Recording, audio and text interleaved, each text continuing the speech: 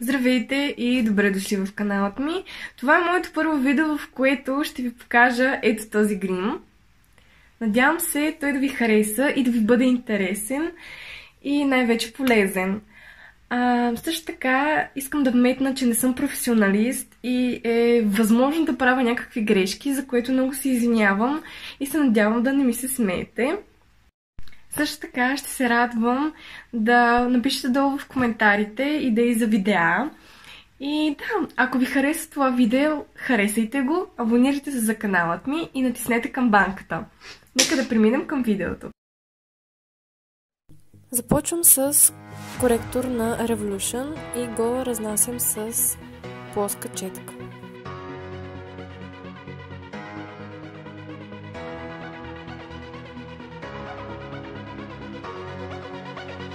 Нанасям пудра на Rimmel Stay Matte. Преминаваме към сенките, като аз ще използвам една от палитрите от този комплект на Too Faced. Взимам един основен цвят и го блендвам.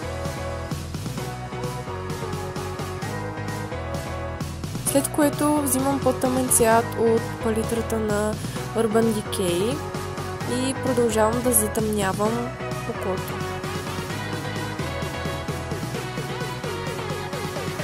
В описанието ще откриете продуктите, които съм използвала, ако се интересувате от тях.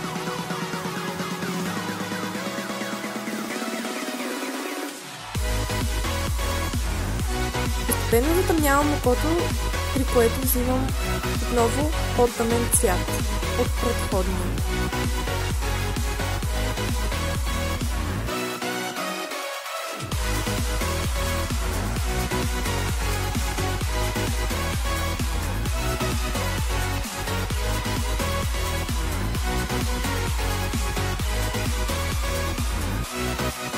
Тук забравя да ви покажа, взех от най-тъмния цвят от палитрата на Urban Decay и го нанесох във външната част на окото.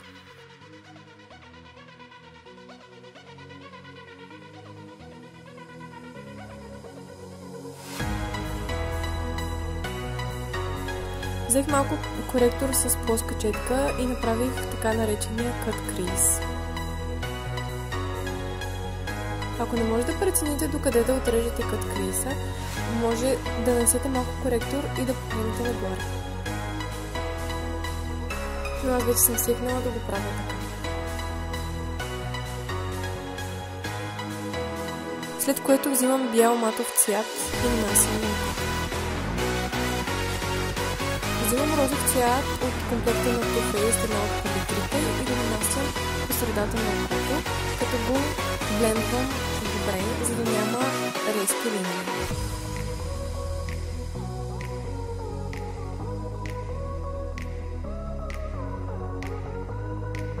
Връщам се отново към палитрата на Urban Decay и по-точно към тъмния цвят и го слагам във външния край на окото. Взимам от блестящия цвят от същата палитра и го нанасям във вътрешния ъгъл на окото. Нанасям от спиралата на Too Faced, така известната Better Than Sex, която не е нищо особено и има много по-добри спирали и то други линии. Нанасям от коректора на Revolution отдолу под очите и го разнасям с четка, след което го потурвам с Beauty Blender.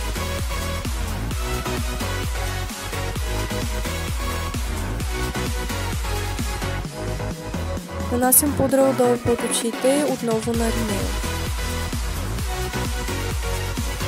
Връщам се отново към палитрата и смесвам няколко цвята, които ги нанасям на долния клепач.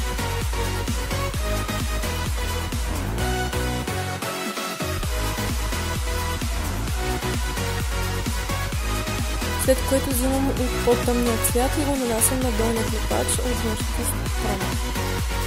И това е завършено. Преминавам към базата, като аз използвам базата на Trendy Tub. Нанасям на цялото лице. Марката Trendy Tub може да я откриете в DM.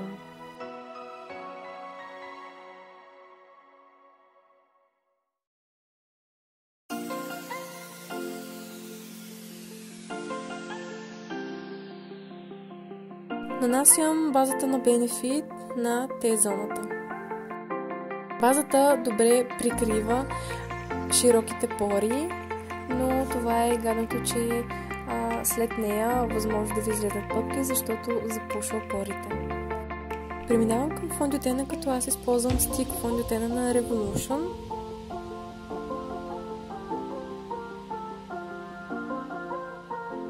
Тук се сетих, че съм забравила да ви покажа номера на фондютена.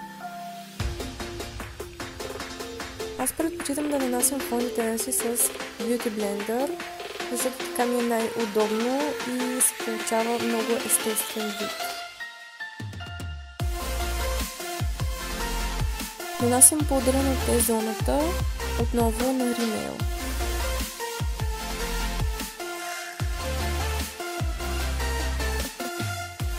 Минавам към най-малката палитра от комплекта на Too Faced, като съдържа вътре бронзант, хайлайтер и руж. Нанасям малко бронзант.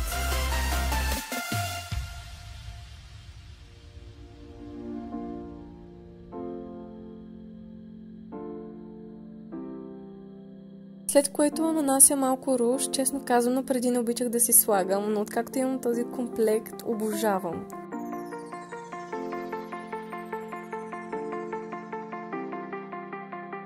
Идва и моята любима част, хайлайтера. Тук може да не сте пестеливи и да сложите колкото ви е на сърце. Слагам хайлайтер на скулите, над горната устна и малко на носа. Очертавам устните си с този молив на Golden Rose в цвят 18.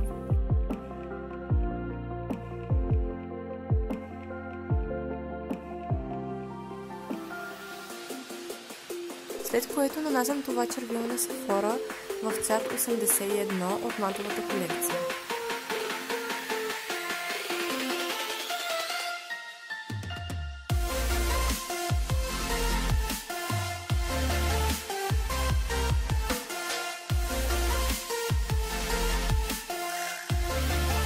Нека се освежим с фиксиращ спрей на Луис. Това е днешното видео. Не забравяйте да го харесате и да се абонирате. Чао!